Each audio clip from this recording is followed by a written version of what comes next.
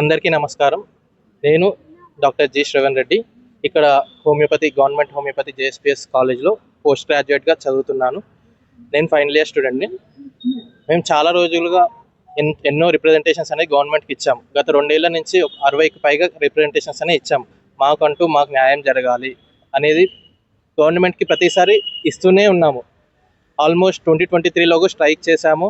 వాళ్ళు కూడా అప్పుడు కూడా సరైన న్యాయం జరగలేదు మాకు.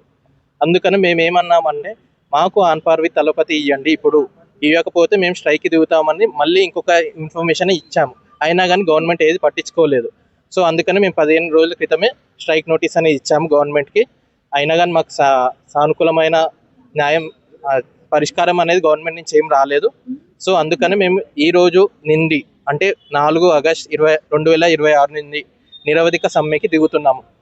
ఈ సమ్మె ఈ గవర్నమెంట్ హోమియోపతి కాలేజ్ ఒకటే కాదు, ఆయుష్ తెలంగాణ మొత్తం, Ayurveda, Unani, naturopathy and homeopathy మేమందరం కలిసి చేస్తున్నాం ఈ సమ్మె చేసేది మాకు న్యాయం జరగాలని.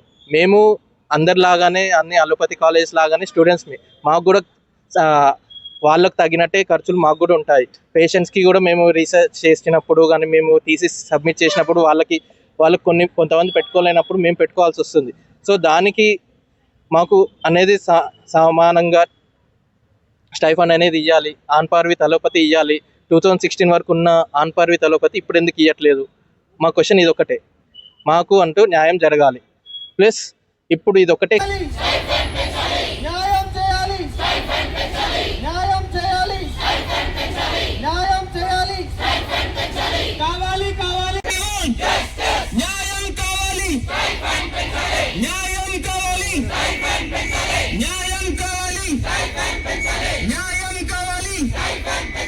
Justice denied.